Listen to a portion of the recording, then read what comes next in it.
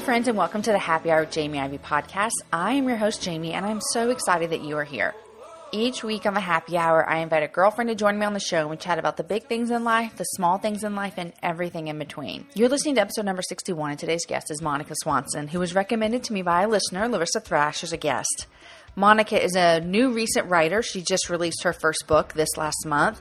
And on this show, we chat about her life in Hawaii, raising boys, farming. This is a really relevant conversation to me today because I have a 6th grade boy, and I just feel as though life is just getting a little different. I just see him growing up, and I don't see the little boy anymore. And so you're going to love this conversation, especially if you're in shoes that I might be in. If you're loving the Happy Hour, friends, I have a favor to ask you.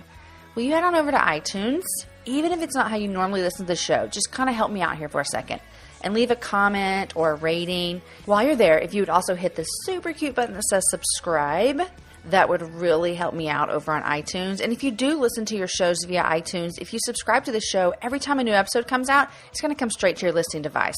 And let me tell you, there's a show coming up at the end of this month that you're not going to want to miss, all about Christmas shopping. I'm going to tell you more about it at the end. Here is my conversation with Monica.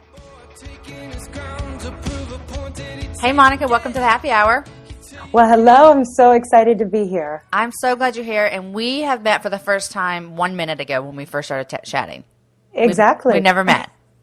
No, but I know your voice well. I've loved listening to you and all of your great interviews. So it is such a thrill to be here. You're so sweet. Thank you. I'm going to tell you how I found out about you because I get a lot of people who will email me and I even ask people, like, who do you want to hear on the show? A lot of people from Twitter will send in stuff. And I saved this email, so I'm just going to read it to you real quick. Oh. This person said, I'm pretty sure I've listened to all your podcasts within the last month. I have a baby who doesn't sleep in her crib, so I do a lot of nap driving. We all know what that means. Mm-hmm. She said, my oldest son was the same way too. I lucked out with the middle child who slept through the night by 6 months and still naps at 3. So going back to the nap struggle has made this last year challenging, but I'm glad I found your podcast. It's like a little slice of me time during the day. And she says this, I've lived in Maui for 10 years now and have a guest suggestion for a blogger who lives on, I don't know how to say where you live. Oahu. Her name is Monica Swanson.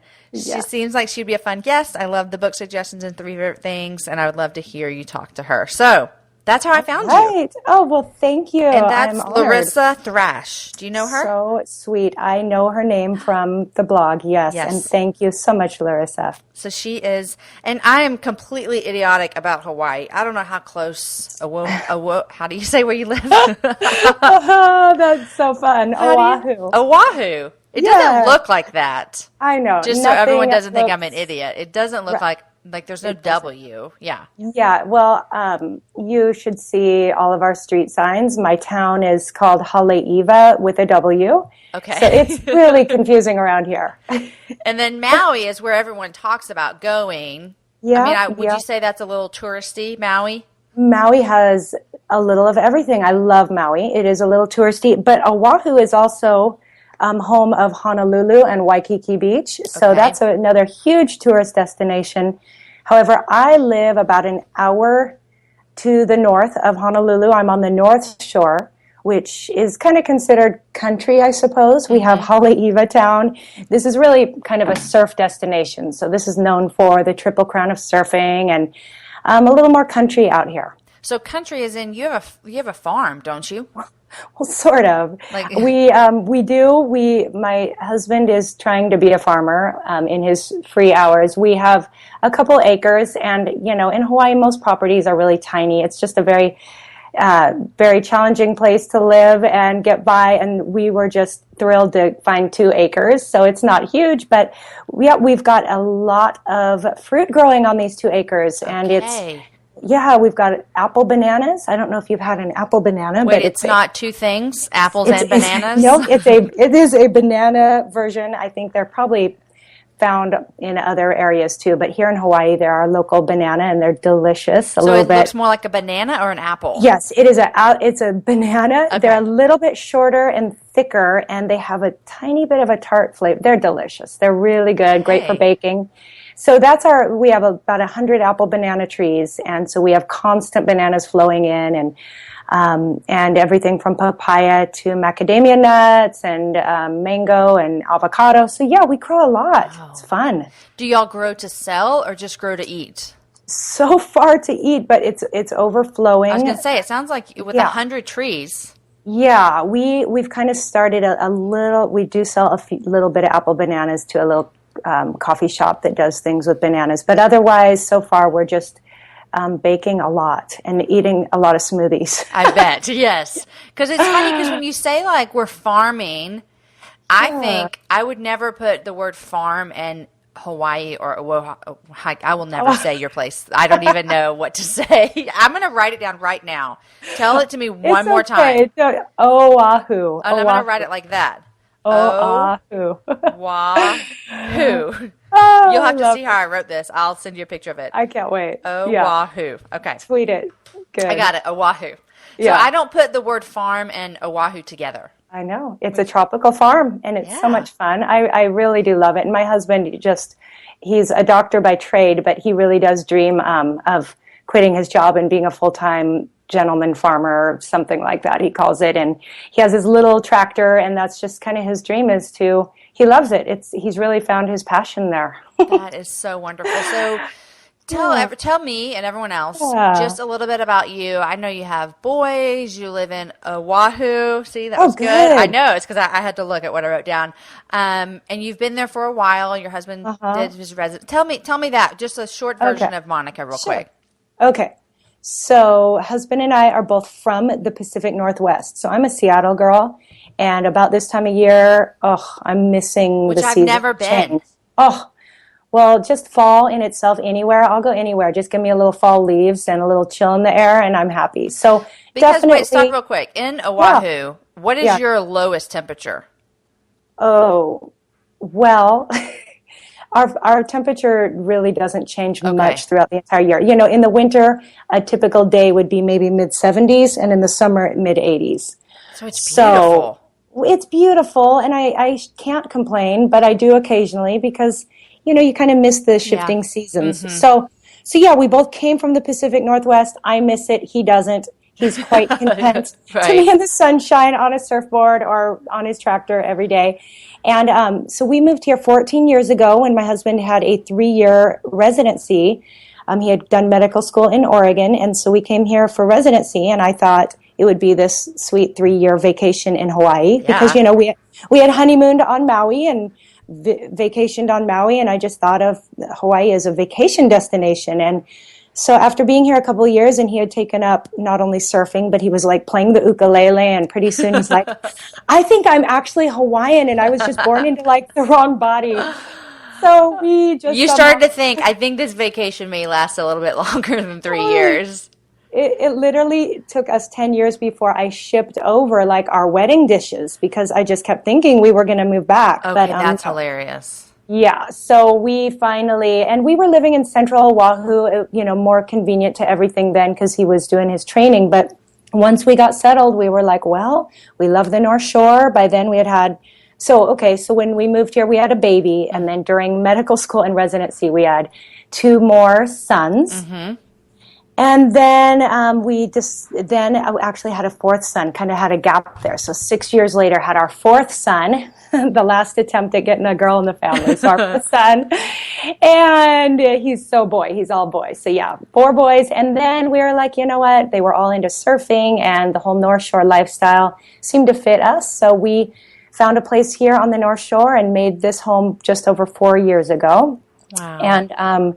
And kind of, I say, moved ourselves out of our options because we really are out here. So I homeschool, and I was homeschooling before we moved here, but always with that thought that, there were some decent schools around and private schools weren't too far away. But now that we're out here, it would be ridiculous to try to get out to a private school, and our public schools just aren't. I mean, there's always good in everything if you're looking for it. But for us, it just seems that homeschooling is making the most sense. So here I am up on a hill on my little farm, homeschooling 4 boys. This sounds just like straight out of a movie. Yeah, it's kind of crazy. Now, I mean, are you like remote? Like there's not a lot around you? It's kind of a happy medium. Okay. So I'm literally up a 2-mile big hill from the beach. So if you go 2 miles down, you're at some amazing beaches. But right up down there is also a grocery store with a coffee shop. So it's not like I'm dying. However, Costco, almost an hour away. All the things you really need to do, dentist, doctor. Yeah, you drive if you want to go anywhere. So, and that's okay. It's just the life that you're living. Exactly. I try not to leave my house too much unless we go jump in the ocean. Yeah. So speaking of ocean, I've never been to Hawaii, which is, it's a trek here from Texas. I mean, it is. It's a trek. And I would say we have visited the Virgin Islands is where we like to beach vacation. Yeah. And just this last year, we were there this summer and I asked the guy, where are most of the people that come here from? And he said most like East Coast, Texas, East Coast, because everybody on the West Coast goes to Hawaii. Because it's not that far. Yes. But for us to get to Hawaii, I mean, I think it literally is like 7 hours. I mean, it is forever away. But speaking of the whole thing, this whole surf life, I mean, I am so intrigued by here in Texas, we're like football moms, and you're a surfer mom. Like, I am. You just, like, your boys just go out in the ocean with the sharks and everything? Look, I'm nervous. Yeah, you know what they do? They go in the really big, what's scarier than the sharks is actually the waves, because they surf in some big waves. Can you just tell me how you got to here? Like, how did you go from, like, these are my babies to there you go, out in the big waves? I think I'm really good at just being in denial. Like, I send them out with my husband, and then I just get busy. And it's pretty normal around here. So I think because everybody's doing it, if we were the only ones, it might kind of be different. But don't you, in Texas, you've got like the Gulf down there, right? There's some surf going on. I don't know if there's some surf. There probably is, but nothing like what you have. Let's just be honest. We do have the Gulf, and I know people take boogie boards out there, but I don't know that there's a lot of surfing. Not in the Texas Gulf. Someone correct me if I'm wrong, but I don't think people are surfing the Texas Gulf. Okay. Not in Florida, maybe? Yes, Florida, definitely. There's some great surfers come out of Florida. And so, that's why I started my blog years ago calling it The Grom Mom. So tell me, in Texas, do you guys even know the term Grom? I have looked at your blog and all of your social media, and I don't know what that means. Right. So that's why I changed the name of my blog a year ago. What does it mean? So a grom is a really common word actually here in Hawaii as well as Australia, Florida, Southern California. It's just basically a little kid who surfs, skates. I think snowboarders call them groms. Okay. So the full word, I believe, and doesn't it sound Australian, a grommet, a little grommy, grommy. So I called my blog thegrommom.com because that just was too much fun to not take that name. Totally, yes. But then I found out that most of the world does not know what a grom is. So I was like, I better change that. I'm confusing people. I didn't, but I just assumed maybe she calls her kids that, or I don't know. I just have different names for things. That's right. And it's not the prettiest word. It's kind of a strange word. But so here we have groms, and they have like surf contests. You'll have the mini grom division and the super grom division. So it's pretty common. So how old was one of your first son that got in the water on a surfboard? Yeah, well, I think they've all started around 5. My 5-year-old now is starting to surf a little bit. Okay. So, with Dad. Dad stays near. Yeah. And so they start pretty young, and then by the time they're 11, they're on massive crushing waves, and you just pray. So it's a different life. It's not, and like I said, with that whole like missing fall, I grew up very like traditional. I did 3 sports a year: basketball, volleyball, track. With the seasons, kind of. With the seasons. Yeah. That was my normal. So this whole lifestyle, as much as I love and appreciate it, it's not what I always imagined. So there's a little bit of adjustment to the way I live. Yeah, even just expectations that you bring in. Like, I thought we'd be playing basketball or whatever. And now you have little groms. That's right. See, did I use it the right way? You did. You did good. Thank you. Good. I'm learning so much. I know groms. I know Oahu. Well, I love listening to you because I listen to the way you and some of your guests who are from your area there talk. And like I will be on my little elliptical machine listening to you, and I get off and I'm like, boys, y'all do your chores. And they're like, y'all, what is that? I'm like, it just rubs off on me in no time. This is what Jamie says, yeah. So do I sound like I have a Texas accent? Oh, yeah. Okay. Big time. And a lot of just the phrases that you just, it's, and here in Hawaii, not only are there surfers, but there's the whole surf lingo and the local lingo. And it's kind of a different culture all around. So you get used to it. And so now it's your world. It is. So as a mom, I mean, I have a lot of moms that listen, obviously. And for me, just hearing how you're talking about your boys going out and to me, that seems like a big challenge, the waves, just the nature that they're out in the ocean and all that kind of stuff. How do you, I know you said, like, you kind of jokingly, like, pray a lot, but really, realistically, how do you parent them and let them go? Does that make sense? Yeah, Like, how are you letting your yeah. children have their independence Right. and also mother them at the same time? Totally. Yeah, I've tried to kind of put my finger on what it is, because I've got this style of parenting, I guess you would call it, but I'm pretty naturally able to let go of the things that are like that, like the big things. Part of it is I trust my husband. He's the one who's really in charge of their surfing, and I know he wouldn't put them out in something that they couldn't take. And I trust God, and I pray for them. And it's just kind of one of those things that I just have accepted as they've grown up, and I see that, okay, they're strong enough to take the next thing. But then there's other areas of parenting where you might say, wow, you really protect your kids. And so I've kind of found that I am so the furthest thing from a helicopter parent, but I'm also really strategic or intentional about the things. So I might send my kids out in monster waves, but they rarely spend the night at a friend's house. Right. So I've kind of got this mix that I think is I guess it's just intentional. I know that they can handle the waves and they're going to get stronger and they're going to get tougher. And then I want to make sure that, that I'm doing the things that protects our hearts and that protects their character. And so we're pretty tight as a family. We kind of stick together, and my husband and I make a lot of decisions about the things they can and can't do. And not in a way that's weird or like we don't raise them in a bubble, obviously. But yeah, I think that kids can take a lot physically, and then I try to protect their hearts. Yeah. So Well, that's good. It totally makes sense. And even when you were explaining it, I was like, it's just a different realm of parenting when you're parenting the physical aspect of sending them out to surf versus their heart and their character. Yeah. What are some areas that you feel as though maybe you go against the grain with their heart and character, where some people might be like, it's a little too much, Monica, but you feel like, well, this is what our family's chosen, because I'm sure. Right. What do you feel are some of those areas?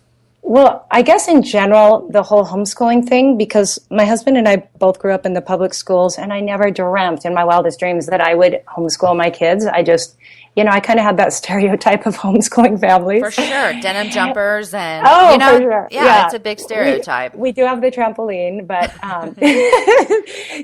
but as we've, started that process, and I've just seen, for our family and especially just for our schedule and our lifestyle, how well it's worked. And now my oldest son is 16, and I'm just looking at him going, the whole formula, whatever we've done, I just love his heart and his character so much that when people get to give me that weird eyebrow raise, like homeschooling, really, I'm just able to kind of, gain perspective and have the bigger picture that I know that this is what's right for us, though it's not right for everyone. Right. And then, things like I wrote a blog post about where we stand on sleepovers, and I'm not anti-sleepover altogether, but we kind of keep this, I call it the rule with the exception, with an exception, because certainly there's a time that we do it, but in general, we've just kind of said it's easier to have the rule that when kids are invited somewhere that they just say, oh, we actually don't do sleepovers. I can come and stay late, but then I go home. That's just what my parents do. And it's so much easier to have that as a general rule, and then to have the exception when it's like a family we completely trust. For sure. Or the birthday party, or, Right. Something. So. Yeah, we're just entering that. And I think, too, you have 4 kids. I have 4 kids. I feel like sometimes when we have a lot of kids, I feel like sometimes my kids aren't as they don't notice that other people are having a lot of play dates. Yep. Because right. we just have a bunch of, and you have all boys and I have 3 boys. So maybe my daughter notices more, but my boys just have each other, Right. And so Absolutely. I feel like a lot of my other friends who may have just 2 children, especially if it's a boy and a girl, they're much more about inviting people over or having sleepovers, whereas we just don't do that very much. And so we are just now starting to get into that. I mean, just Yeah. now. Yeah. My kids have not slept over at anyone's house that we didn't like know the family and trust and love, and Right. remind me how old your oldest is. 11. Right. So Okay. 11 all the way down to my youngest at 7. And so Right. when you explain that to your kids, are they like, this is the worst rule ever, Mom? Or is it just something that's always been? You know, because some people are thinking and they're like, my kid would hate that. But how can you do that as a parent? Yeah, well, I think because we started it so young that it's very normal. And like you said, it absolutely helps that the first 3 are like best friends and always together. And even with homeschooling, I say that when my youngest is like in middle school, junior high age, his brothers will, hopefully his brothers will all be gone. Yeah. And I'm like, wow, I don't know if I want to homeschool one kid. So, all of these things are very relative to our life situation. It's going to be harder to say no to sleepovers. And that's the flip side. We do bring kids into our house. We have friends over, not a lot, but we have more sleepovers at our house than we send our kids out. Yeah. But definitely, it helps that they have each other, and I have found, and I've heard this from many people, that having that rule as a general rule, I think kids kind of take comfort in it. And sometimes they may not really, really feel comfortable sleeping over, but they feel pressure because other kids do it. And when mom and dad say no, they're like, whew, I wasn't ready. That like actually helped them. Yeah. So I don't know. Parenting is complicated.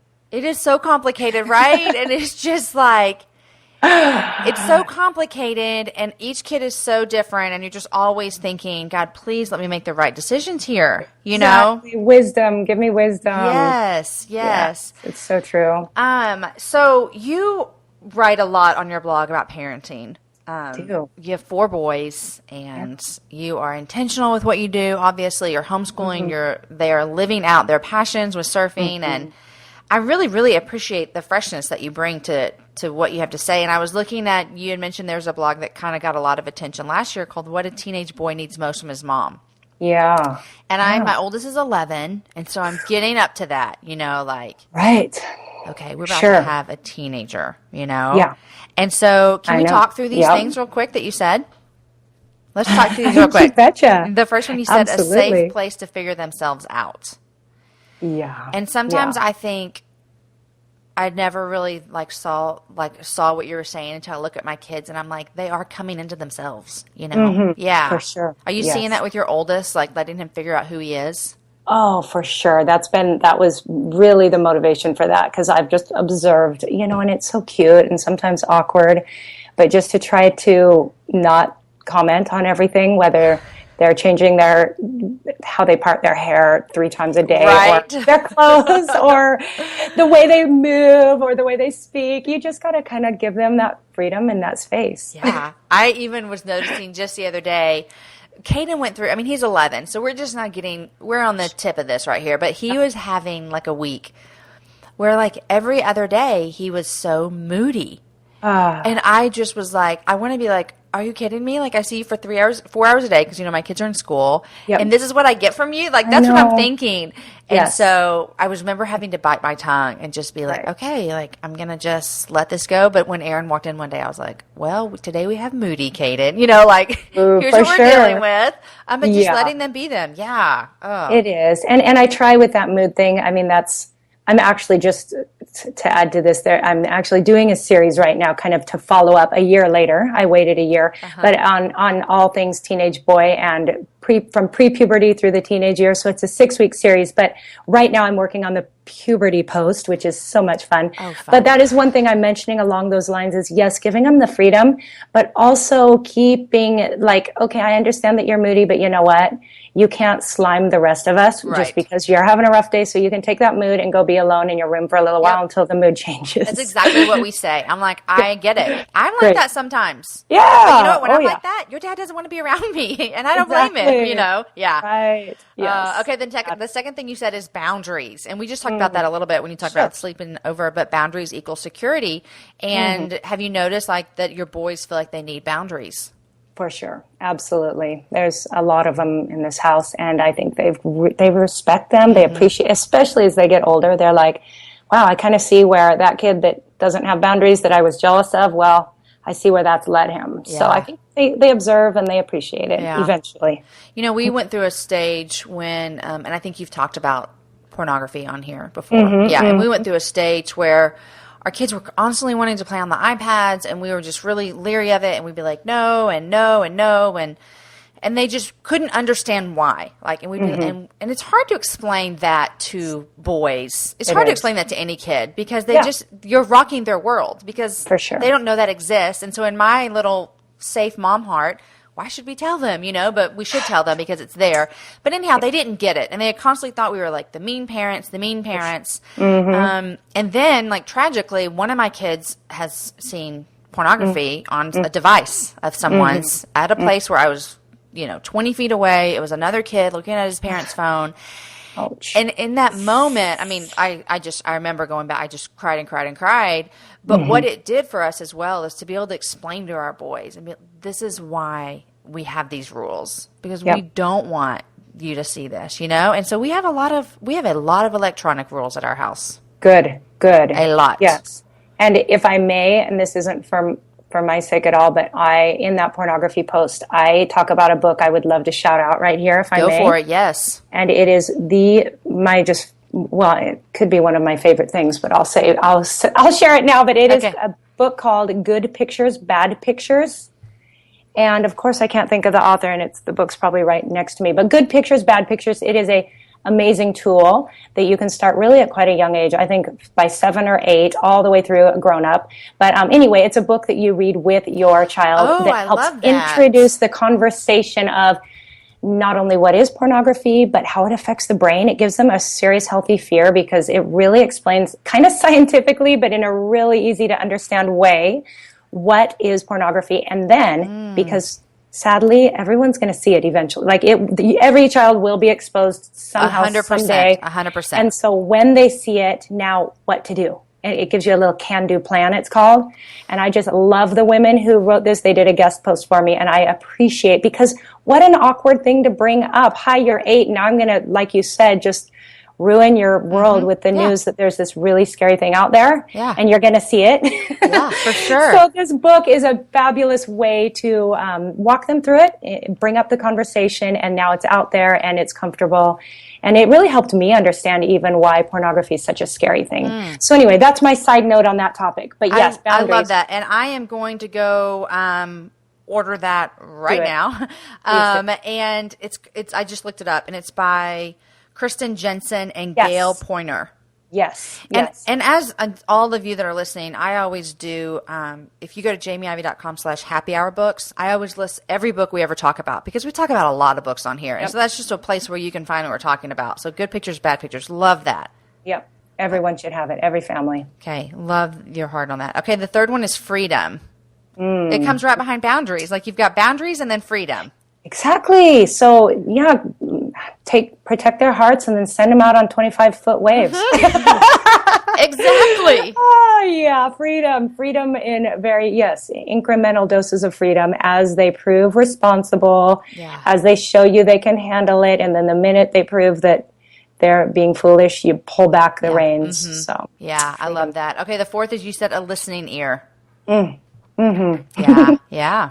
We're busy moms and families, and taking the time when they're ready to talk, because they sometimes decide to talk right when you're, say, ready to go to bed. Yeah, that's exactly. Everyone starts throwing their emotions out during tuck-in time, and you're like, I am so tired. Yeah. Right. Yes. Yeah. So being ready to listen, because, man, as they enter their teenage years, there's some precious conversations that you don't want to miss. The best conversation I've had with my oldest, for sure, who's entering my others are 10 and 9 and 7, and my 10-year-old is not like a 10-year maturity. So those little guys, we're still having random conversations, but we're having deeper conversations with our oldest, and most of them, I'll tell you where they've happened, in his bed at night when I'm tucking him in.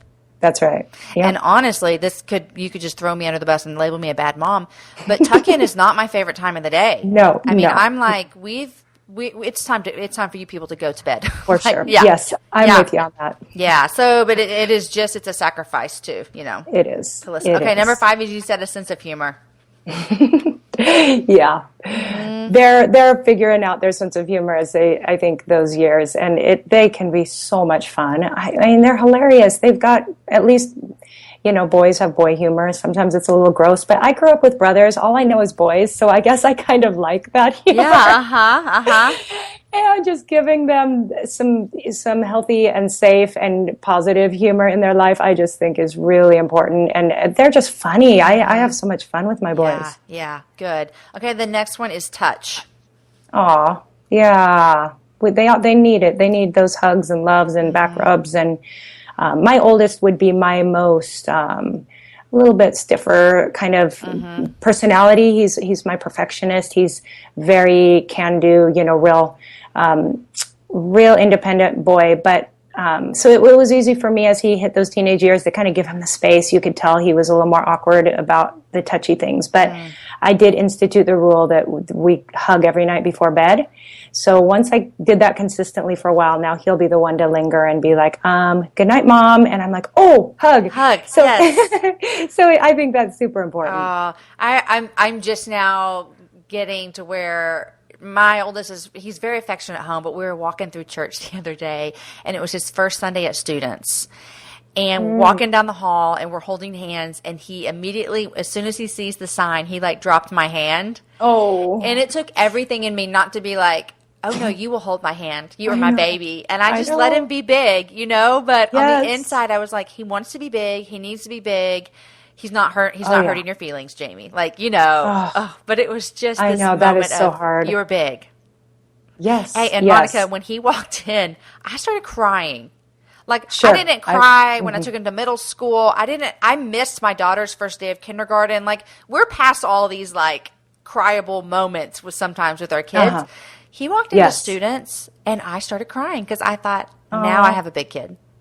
We're in Students. I know. It's hard. Those moments are so hard. They just pierce your heart. But I love Students. I think it's going to be some of our favorite times. And Students is, tell me what that is. Group, like our youth. So he's like, so he's with the middle school kids, So good for them. It's so wonderful. So number 7 is genuine interest. Right. Do you think that's hard for moms? I know it's hard for me sometimes. Of course, if they're interested in what we're interested in, it's pretty easy. Right? Yeah. But when they're interested in the things that are like the furthest thing from interesting, like Pokemon?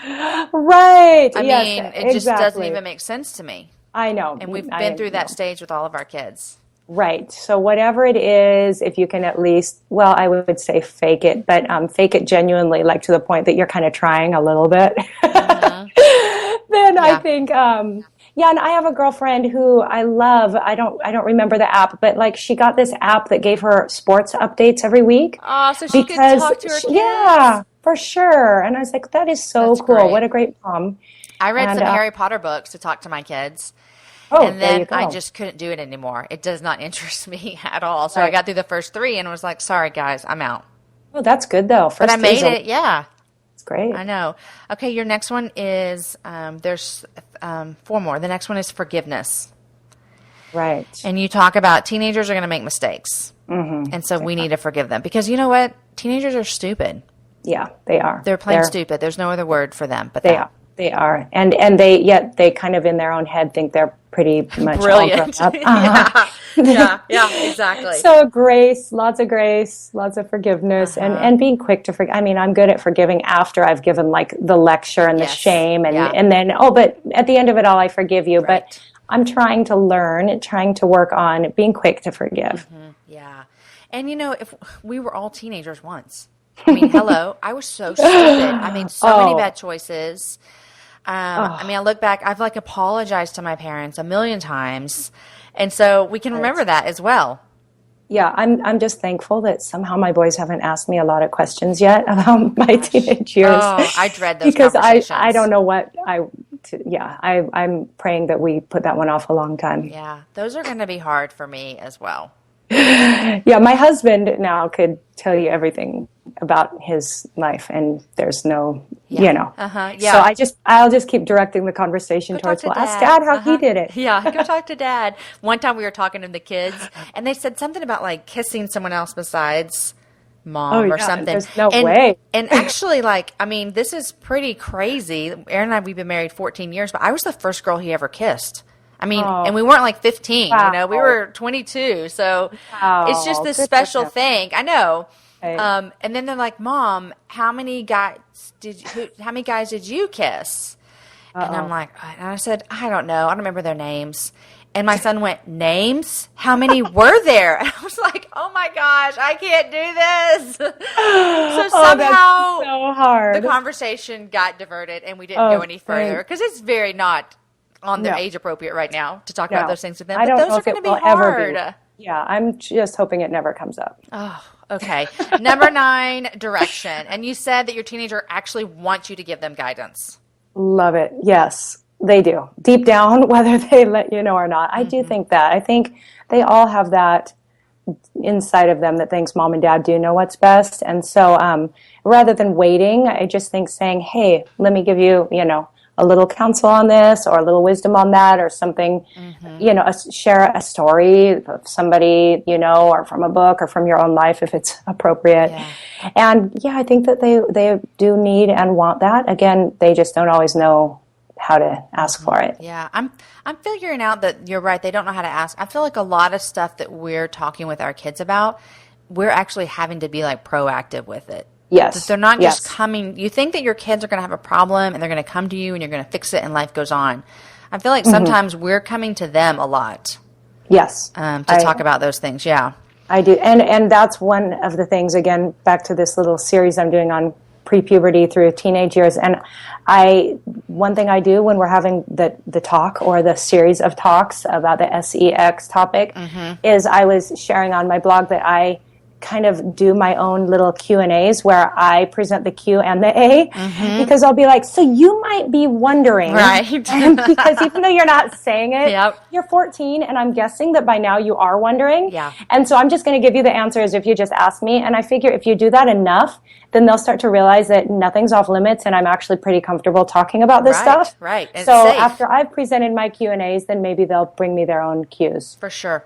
People are like, when should we start talking to our kids about sex? And I'm like, all my kids knew about sex like since they were like 5 at an age appropriate level.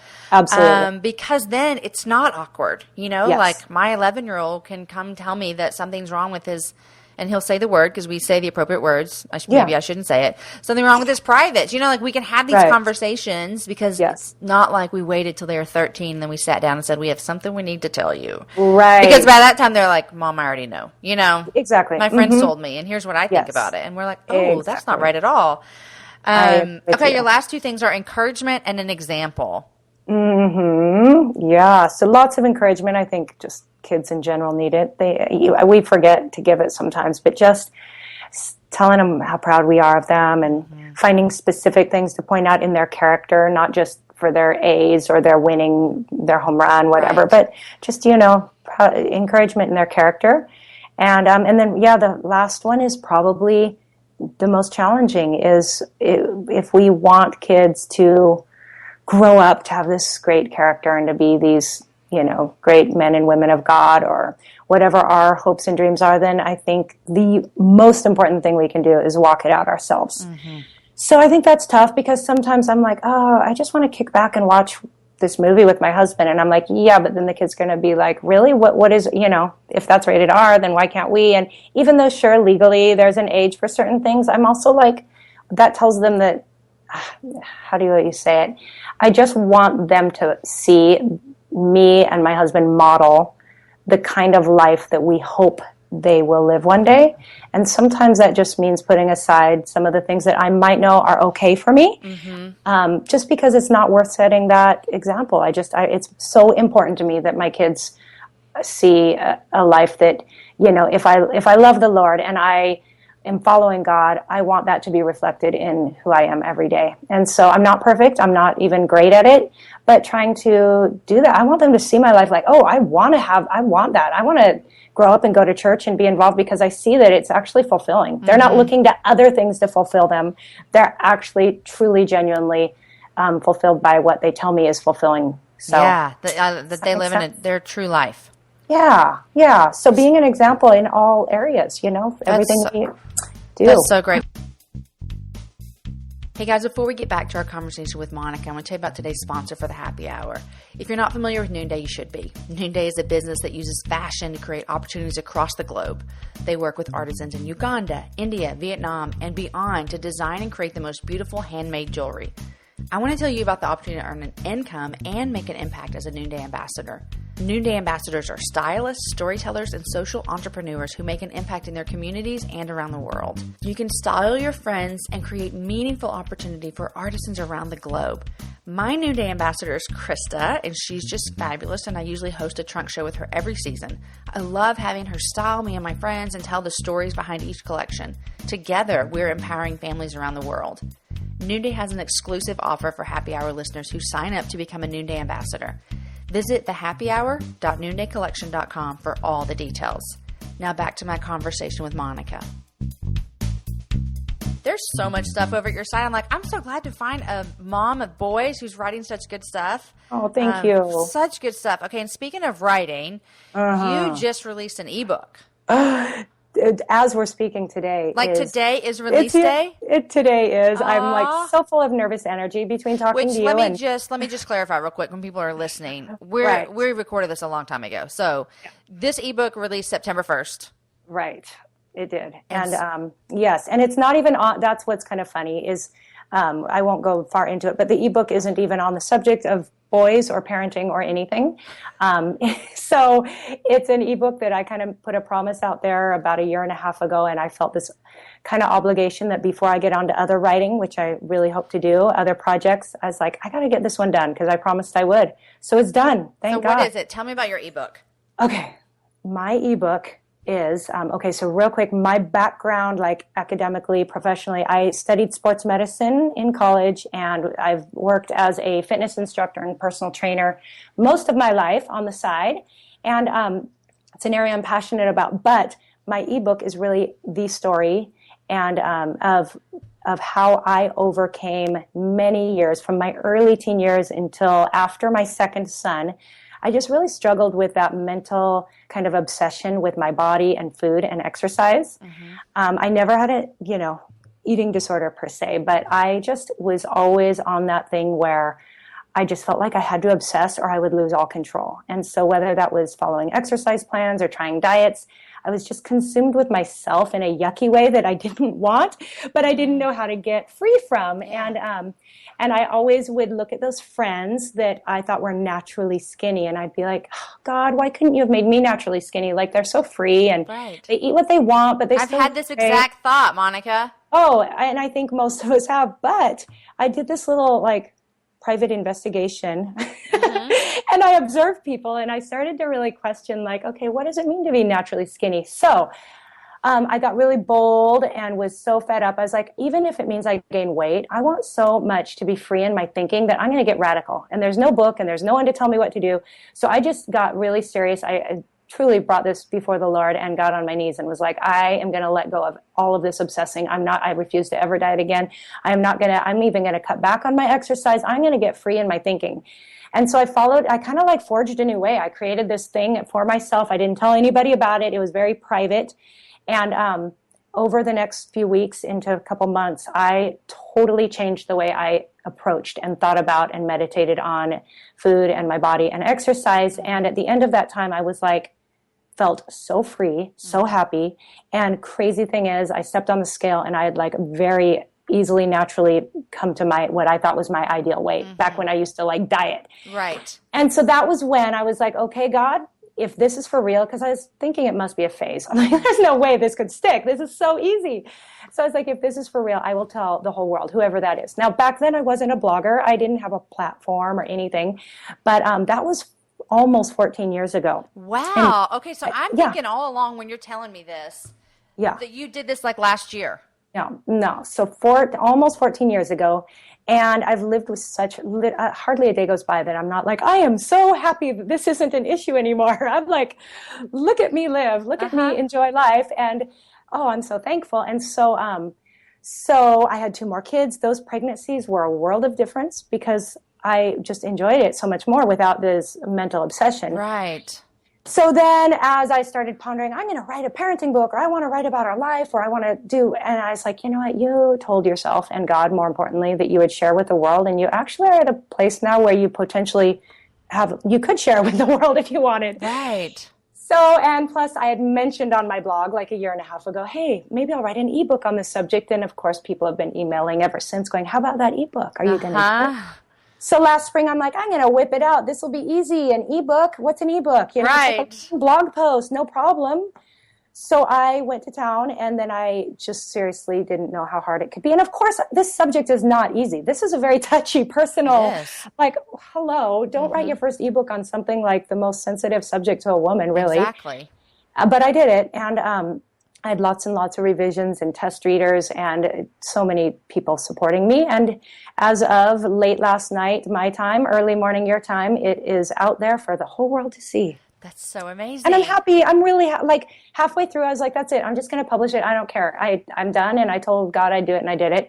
But after I really dug in and redid it again, I'm like, I'm actually really proud of this. Like, anyone could read it, even if you don't have a single issue with food or your body. I think the concepts in here can be applied to absolutely anything in your life and be helpful. That is amazing. So people can get it on your blog? Yes, monicaswanson.com/skinny, which is kind of funny or just go to my blog. You'll see it in the sidebar. Awesome. Yeah, I'm so excited. Yay. And I'll put a link to it if you're listening, so you can go find it. All the links will be in one spot, so you don't have to remember that if you can't.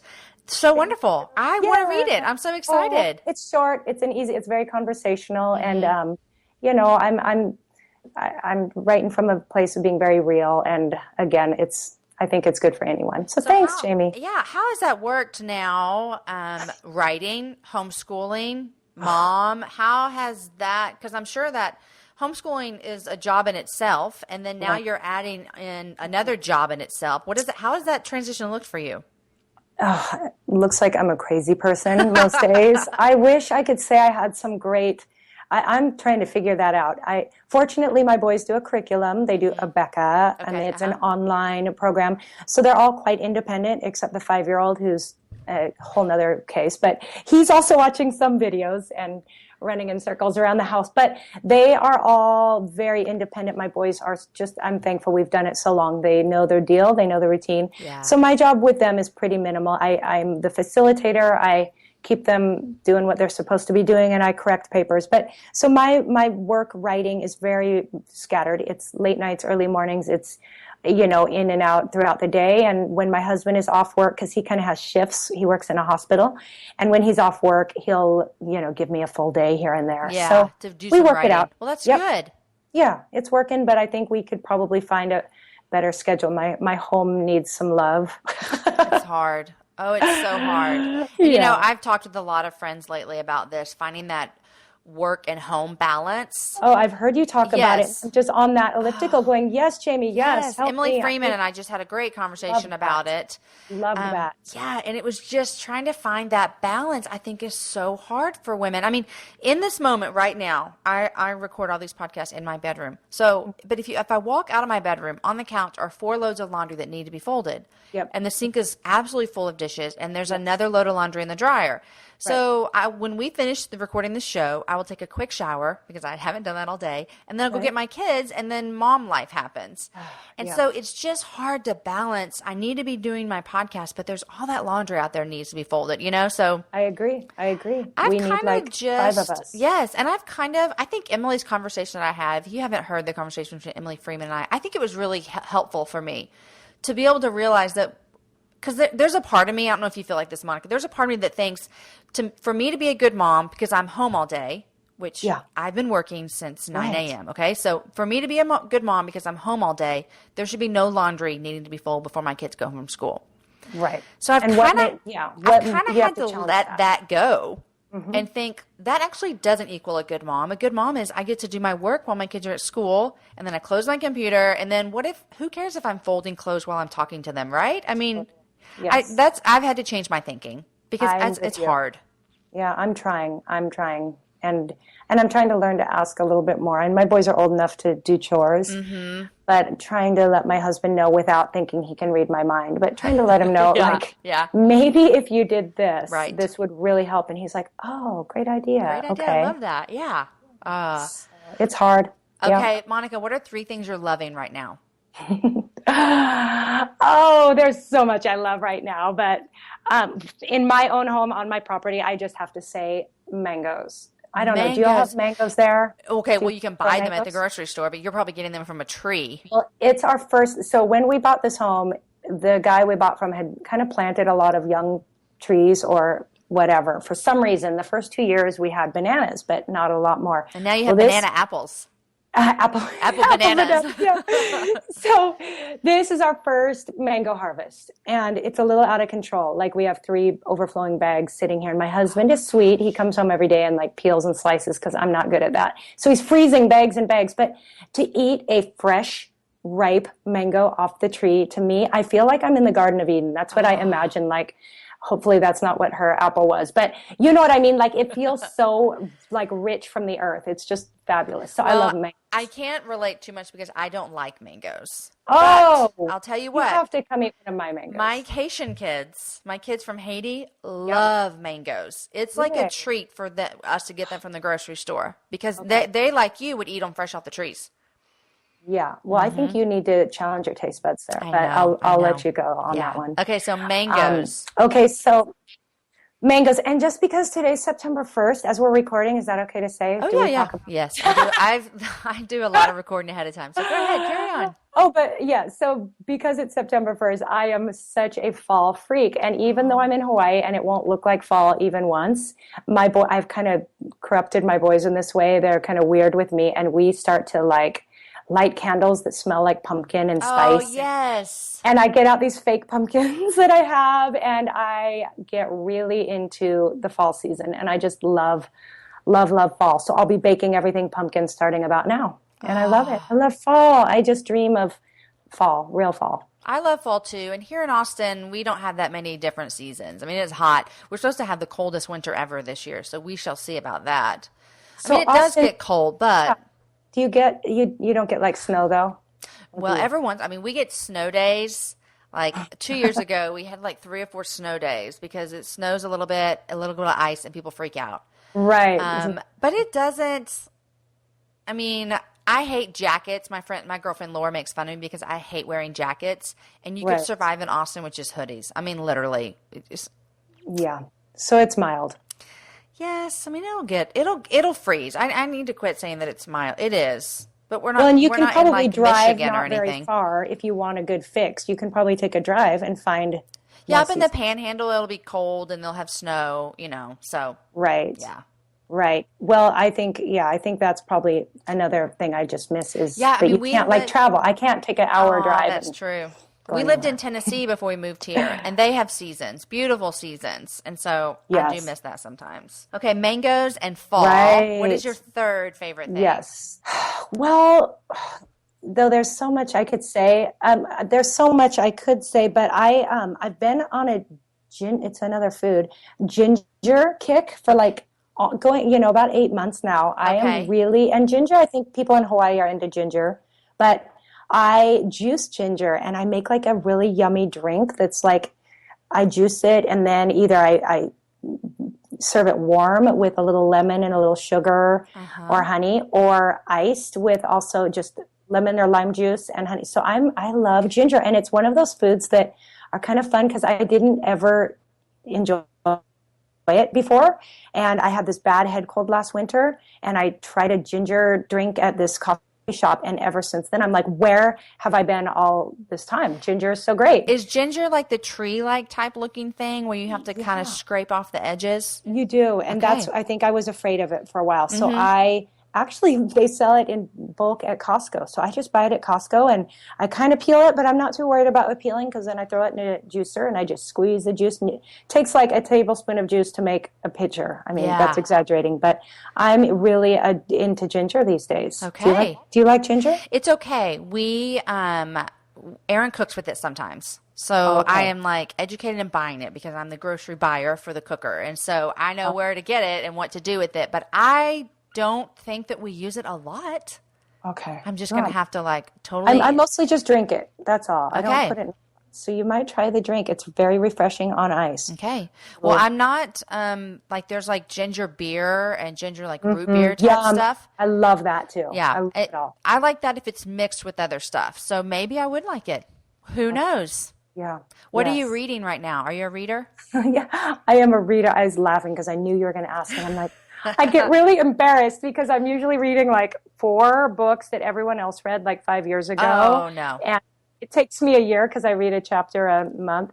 But I just went on a little weekend trip to Maui last week, and I have been diving into Bob Goff's book, Love Does. Okay, yep. I've actually never read that. Oh, Believe it or it's not. just so Everybody fun. has but me. Yeah, well, that's my latest favorite. I like read a chapter and then I read it out loud to whoever's with me because it's just so whimsical, as he says, and fun. It just gets you like excited about life. So, but I do have a stack. I could name like 5 books sitting by my bedside. But anyway, my latest is Love Does. Love Does, which I've never met him, but I remember being in an elevator with him and his wife for a conference I was at. And I knew who it was because he was smiling the whole time the elevator was moving. I was going to say, yes. Did he do something crazy in the elevator? He didn't, but I knew who he was because he was just smiling. And I was like, I know who you are. Yeah. Doesn't that make you want to be like that, right? Yes. Seriously, so you read this book and you're like, I'm going to go do something really crazy just for the sake of love. Yeah. Why not? That's good. Like that. That's awesome. Yeah. I bet a lot of people listening have read it. You know, I might be the last one to that Well, game. I'm glad I'm not the last one. Nope, you're not. I am. I beat you on that one. And it's great because it's chapters, and if you put it down and don't pick it up for a few weeks, you won't be lost. That's good. I like books like that too. Helpful. Yes, Yeah. yes. Oh, okay, Monica, thank you so much for chatting with me. Oh, I just have had so much fun. Thank you. So wonderful hearing about your boys and surfing and your book. It's just, you got a lot of good stuff going on. Wahoo. I just can't wait to hear you keep practicing that Wahoo. word now. I literally, every time I say it, I have to look down at the note I just took. I'm going to take a picture and send it to you. Wahoo. I think you should just plan a family trip over here, and I'll show you all around. Oh, my gosh. Wouldn't that be wonderful? Okay, Monica, thank you. Bye-bye. Guys, thanks for joining me today with my conversation with Monica. Don't forget to check out her new book on Amazon. Head on over to jamieivey.com/Amazon and then just search Monica Swanson and it's all there. As usual, any book that we talk about on the Happy Hour, you can find them over at jamieivey.com/happyhourbooks. If you're looking for a new read, it's a great place to get some good suggestions on great books. Remember, anything that Monica and I chatted about today, I'm going to put up on my website for you, jamieivey.com. So if you're running on the treadmill, you don't need to stop and take notes, or if you're driving, or you just want to relax and listen. Someone told me the other day they listen to the show while they fall asleep, which I think that's hilarious. So when you do that, you can head over to jamieivey.com and I will put up all the show notes for you. I'd love to hear from you on social media. Find me on Twitter, Instagram, or Facebook and tell me something you loved about this show. Today's show is also sponsored by Austin Stone Worship. And you know I'm a fan of Austin Stone Worship. And if you want to know more about what they do, you can listen to the episode with Jaleesa McCurry, which was a few episodes ago. Also, check out austinstoneworship.com. They have a new album out called This Glorious Grace that I think you're really going to love. Next week's guest is my friend Janet Reeves, who is a mama to 4. She lives here in Austin with me. She's raising teenage girls, elementary age boys, serving God at her church and fighting sex trafficking here in Austin. Then, the following week is my Christmas special, and I cannot wait for you all to hear this one. I've been working on this for a long time. Jen Hatmaker is joining me. We're kind of co-hosting it. We're going to tell you about a bunch of places that we think you should spend your money this Christmas season instead of department stores. And instead of buying all the crap that we buy, let's put our money where stuff counts. So the people that we're going to talk about are either businesses that are small businesses owned by people just like you and I, or they are ethically made, or they have a buy one, give one model. Those are the kind of people I want to tell you about. I want to tell you about people just like us who are changing the world through their gifts and stuff. And so you're going to want to listen to that. That's coming up on November 18th. Super fun show. Okay, not only are we going to tell you about them, but we're going to have lots of ways for you to win stuff from them. And I think that is really cool. So be listening. If you're not a subscriber to the show, you might want to subscribe before then because it's going to be good. Guys, enjoy your week. Share the show with a girlfriend and have a happy hour with a friend.